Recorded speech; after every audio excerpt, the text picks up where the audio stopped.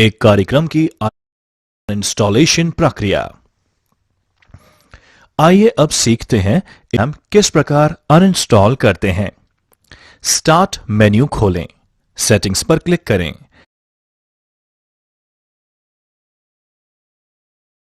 Setting menu पर system पर click करें। लेफ्ट पेन से ऐप्स और फीचर चुनें। एक ऐप चुनें जिसे आप अनइंस्टॉल करना चाहते हैं। अपीयर होने वाले अनइंस्टॉल बटन पर क्लिक करें। अगर यह ग्रे हो जाता है तो यह एक ऐसी सिस्टम ऐप है जिसे आप नहीं हटा सकते। पुष्टि करने के लिए अनइंस्टॉल पॉपअप बटन पर क्लिक करें। नेटवर्क प्रिंटर की स्थापना। आइए अब सीखते हैं नेटवर्क प्रिंटर को कैसे स्थापित करते हैं। कंट्रोल पैनल प्रिंटर प्रबंधक पर पहुंचने के लिए डिवाइसेस एंड प्रिंटर पर क्लिक करें। आपको अपने सभी प्रिंटर और अन्य डिवाइस की सूची दिखाई देगी जो नेटवर्क पर हो सकती है। दूसरा तरीका है स्टार्ट पर क्लिक करें, तब सेटिंग्स और फिर डिवाइस पर क्लिक करें। विंडोज 10 में प्रिंटर जोड़ना। आइए अब जानते हैं प्रिंटर को विंडोज 10 में कैसे जोड़ते हैं। अब विंडोज 10 में एक प्रिंटर जोड़ने के लिए निम्न स्टेप्स का उपयोग करें। पहले आपको अपने प्रिंटर को वायरलेस नेटवर्क या वायर्ड नेटवर्क से कनेक्ट करना होगा। जब तक आपका राउटर आईपी एड्रेस को स्वचालित रूप से DHCP का उपयोग कर रहा है, तब तक आपके प्रिंटर को नेटवर्क से जुड़ा रहना बहुत ही सरल होना चाहिए। प्रिंटर कनेक्ट हो जाने के बाद आगे बढ़ो और अपने पीसी पर डिवाइस एंड प्रिंटर डायलॉग में ऐड अ प्रिंटर पर क्लिक करें। अब अगर प्रिंटर ऑन तथा कनेक्टेड है तो यह मैजिकल फॉर्म से कार्य करने लगेगा और नेटवर्क पर पहले से जो प्रिंटर नहीं जोड़ा गया है वह सूची में दिखाई देना चाहिए। यदि वे दिखाई नहीं देते तो आपकी समस्या के निवारण के लिए नीचे दिए गए the printer that I want isn't listed link पर क्लिक करना चाहिए। सामान्य समस्याओं को सुलझाने के बारे में और अधिक पढ़ने के लिए विंडोज 10 सेक्शन में प्रिंटर इंस्टॉल करने के लिए ट्रबल शूट करें। यदि सब कुछ ठीक है तो उस प्रिंटर पर क्लिक करें जिसे आप इंस्टॉल करना चाहते हैं और फिर नेक्स्ट पर क्लिक करें। विंडोज सिस्टम पर उपयुक्त प्रिंटर ड्राइवर्स को इंस्टॉल करके ऑटोमैटिकली ही प्रिंटर का सेटअप करेगा। यदि उपलब्ध है तो वह प्रिंटर से ही ड्राइवर्स को डाउनलोड करेगा। कुछ सेकंड के बाद प्रिंटर सफलतापूर्वक जुड़ जाता है और आप एक टेस्ट पेज प्रिंट करने में सक्षम होंगे। ध्यान दें, यह प्रक्रिया नेटवर्क पर वायरलेस या वायर्ड प्रिंटर ढूंढने में सक्षम होगी।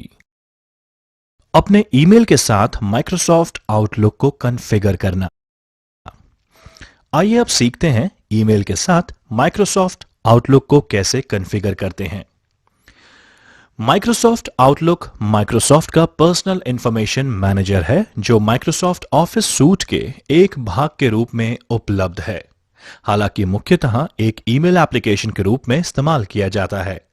इसमें calendar, task manager, contact manager, note taking, पत्रिका और वेब ब्राउजिंग भी शामिल है।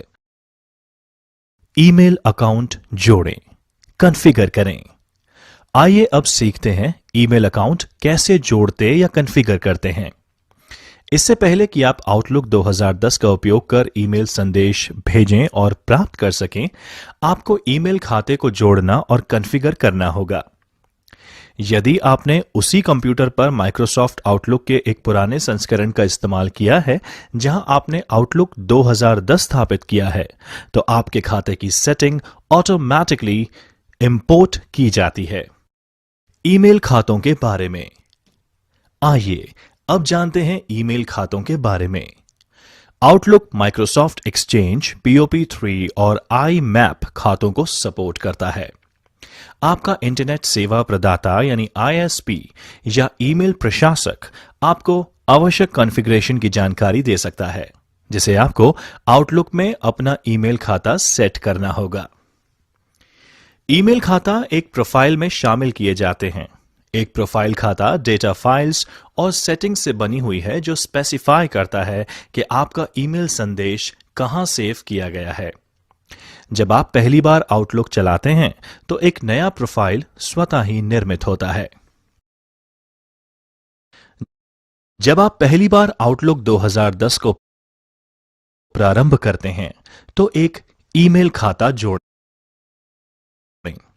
आइए अब जानते हैं, जब आप पहली बार आउटलुक 2010 प्रारंभ करते हैं तो एक ईमेल खाता कैसे जोड़ते हैं। यदि आप आउटलुक में नए हैं या नए कंप्यूटर्स पर आउटलुक 2010 इंस्टॉल कर रहे हैं तो ऑटो खाता सेटअप सुविधा स्वचालित रूप से शुरू होती है और आपके ईमेल अकाउंट के लिए अकाउंट सेटिंग्स को कॉन्फ़िगर करने में आपकी मदद करती है। इस सेटअप के लिए केवल आपका नाम, ईमेल एड्रेस और पासवर्ड आवश्यक है। यदि आपका ईमेल खाता स्वतः ही कॉन्फ़िगर नहीं किया जा सकता तो आपको आवश्यक अतिरिक्त जानकारी मैनुअल रूप से दर्ज करनी होगी। आउटलुक प्रारंभ करें। जब आपको ईमेल खाता कॉन्फ़िगर करने हेतु निर्देश प्राप्त होना शुरू हो जाए तो नेक्स्ट पर क्लिक करें। एक ईमेल खाता जोड़ने के लिए यस पर क्लिक करें और फिर नेक्स्ट पर क्लिक करें। अपना नाम, ईमेल पता और पासवर्ड दर्ज करें और फिर नेक्स्ट पर क्लिक करें। आपका अकाउंट कॉन्फ़िगर होने के दौरान एक प्रोग्रेस इंडिकेटर दिखाई देता है। सेटअप प्रक्रिया में कई मिनट लग सकते हैं। अकाउंट को सफलतापूर्वक जोड़ दिए जाने के बाद आप दूसरे खाते को भी ऐड मोर अकाउंट पर क्लिक करके जोड़ सकते हैं। Add new account dialog box से बाहर निकलने के लिए फिनिश पर क्लिक करें। मुख्य खाते के अतिरिक्त एक निजी जीमेल खाते को जोड़ने के लिए आइए अब सीखते हैं मुख्य खाते के अतिरिक्त एक निजी जीमेल खाता कैसे जोड़ते हैं। आप आसानी से अपने जीमेल खाते को पीओपी यानी पोस्ट ऑफिस प्रोटोकॉल का इस्तेमाल करके आउटलुक 2010 में कैसे जोड़ सकते हैं, ये यहां पर दिखाया गया है। पहला कदम, अपने जीमेल खाते में लॉगिन करें और अपने सेटिंग्स पेज पर जाएं। फॉरवर्डिंग और पॉप आईमैप टैब के तहत सुनिश्चित करें कि पीओपी एक्सेस इनेबल है। आप अब से आने वाले सभी नए मेल्स के लिए या अपने जीमेल अकाउंट के सभी मेल्स के लिए पीओपी एक्सेस को इनेबल करने के लिए चुन सकते हैं। दूसरे विकल्प पर हम सुझाव देते हैं कि आप keep Gmails copy in the inbox में रखने का विकल्प का चुनाव करें ताकि आप जीमेल सर्वर पर अपने ईमेल को देख सकें तथा उन तक पहुंच सकें। दूसरा कदम, आउटलुक में ऐड अकाउंट सेक्शन के अंतर्गत मैनुअल कॉन्फ़िगरेशन चुनें। मैनुअल रूप से अपना यूजर नेम, ईमेल एड्रेस और लॉगिन जानकारी एंटर करें। सर्वर इंफॉर्मेशन के अंतर्गत निम्न को दर्ज करें। खाता प्रकार POP3, incoming mail server pop.gmail.com, outgoing mail server smtp.gmail.com।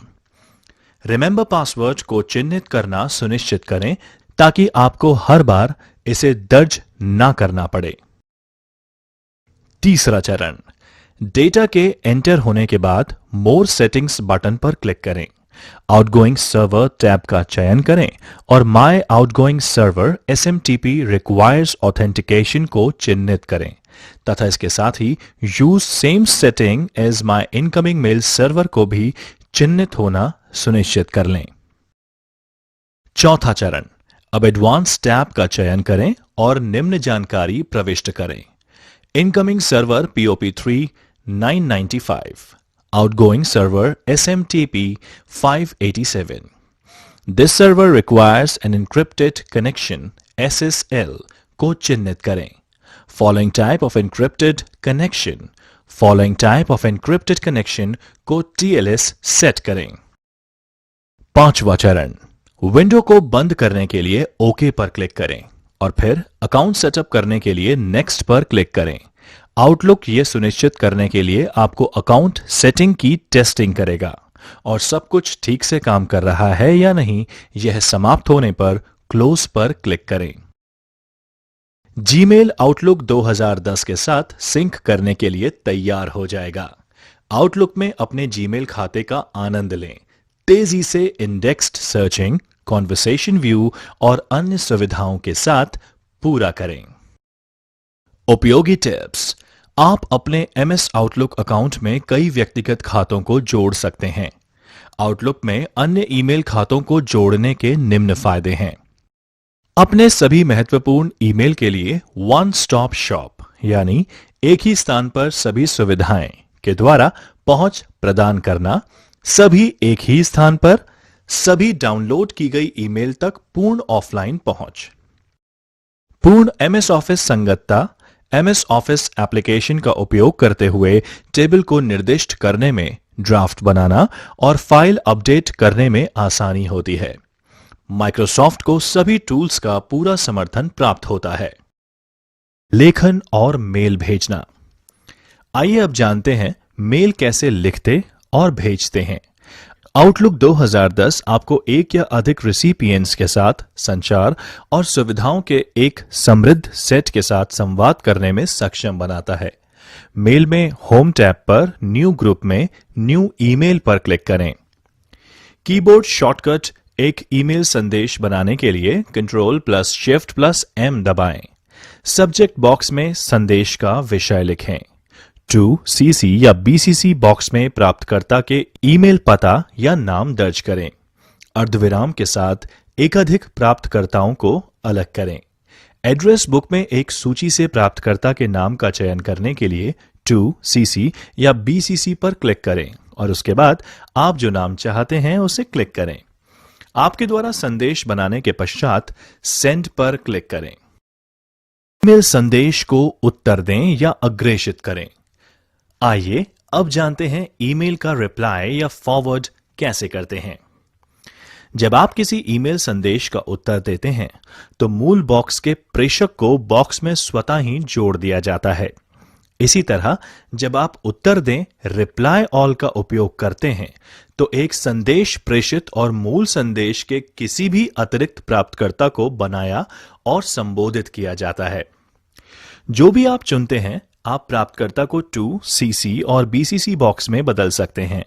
जब आप कोई संदेश फॉरवर्ड करते हैं तो टू CC और BCC बॉक्स खाली हैं और आपको कम से कम एक रिसीवर दर्ज करना होगा। प्रेषक या अन्य प्राप्तकर्ताओं को उत्तर दें। आइए अब जानते हैं प्रेषक या अन्य प्राप्तकर्ताओं को ईमेल का रिप्लाई कैसे देते हैं। आप केवल एक संदेश के सेंडर या उन लोगों के किसी भी संयोजन का उत्तर दे सकते हैं जो टू और CC लाइंस पर दिखाई देते हैं। आप नए प्राप्तकर्ता को भी जोड़ सकते हैं। रेस्पॉन्ड समूह में होम या मैसेज टैब पर रिप्लाई टू ऑल या फॉरवर्ड क्लिक करें। टू और CC लाइंस के नामों को हटाने के लिए नाम पर क्लिक करें और फिर डिलीट दबाएं। रेसिपिएंट जोड़ने के लिए टू CC या BCC बॉक्स में क्लिक करें और प्राप्तकर्ता को एंटर करें। अपना संदेश लिखें और सेंड पर क्लिक करें। CC कार्बन कॉपी के लिए शॉर्टहैंड है। यदि आप आउटलुक ईमेल मैसेज में इस बॉक्स में प्राप्तकर्ता को जोड़ते हैं तो संदेश की एक प्रति उस प्राप्तकर्ता को भेजी जाती है और प्राप्तकर्ता का नाम संदेश के अन्य प्राप्तकर्ताओं को दिखाई देता है। ब्लाइंड कार्बन कॉपी के लिए BCC शॉर्टहैंड है। यदि आप एक ईमेल संदेश में इस बॉक्स में प्राप्तकर्ता को जोड़ते हैं तो उस प्राप्तकर्ता को संदेश की एक प्रति भेजी जाती है और प्राप्तकर्ता का नाम संदेश के अन्य प्राप्तकर्ताओं को दिखाई नहीं देता। उपयोगी टिप्स। यदि एक ही प्राप्तकर्ता को एक संदेश के रूप में दो या अधिक संदेश अग्रेषित करना चाहते हैं, मेल में एक संदेश पर क्लिक करें, कंट्रोल दबाएं और फिर प्रत्येक अतिरिक्त संदेश पर क्लिक करें होम टैब पर। रेस्पॉन्स समूह में फॉरवर्ड पर क्लिक करें। प्रत्येक संदेश को एक नए संदेश में अनुलग्नकों के रूप में भेजा जाता है। आउटलुक भी कुशल रिमाइंडर यूटिलिटी प्रदान करता है और हमारा सुझाव है कि आप MS आउटलुक 2010 पर मीटिंग अपॉइंटमेंट रिमाइंडर्स को सेट करने के तरीके के बारे में अधिक जानने का भी प्रयास करें। एक फाइल फोल्डर जो कि छुपा हुआ है या छुपी हुई फाइल्स को देखें। आइए अब सीखते हैं कि छिपी हुई फाइल्स या फोल्डर्स को कैसे देखते और छिपाते हैं। विंडोज डिफॉल्ट रूप से कई फाइल्स और फोल्डर्स को छुपाता है ताकि उपयोगकर्ताओं को उन फाइल्स को हटाने या मॉडिफाइंग करने से रोका जा सके जिन्हें उन्हें उपयोग नहीं करना चाहिए। लेकिन आप विंडोज की सेटिंग बदलकर इन छिपी हुई फाइल्स को दिखाने का निर्देश दे सकते हैं। किसी भी फाइल या फोल्डर को छिपाने के लिए उसे राइट क्लिक करें, प्रॉपर्टीज चुनें और हिडन फीचर को ऑन या ऑफ कर दें। विंडोज 10 फाइल एक्सप्लोरर रिबन पर फाइल्स और फोल्डर्स को छुपी हुई या विजिबल बनाने के लिए हाइड सिलेक्टेड आइटम्स बटन पर क्लिक करें। छुपी हुई फाइल्स को देखना, फाइल एक्सप्लोरर के रिबन पर व्यू टैब पर क्लिक करें और शो हिडन सेक्शन में हिडन आइटम्स चेकबॉक्स पर क्लिक करें। फाइल एक्सप्लोरर हिडन फाइल्स दिखाएगा और जब तक आप इसे बदलते नहीं हैं तब तक यह सेटिंग याद रखेगी।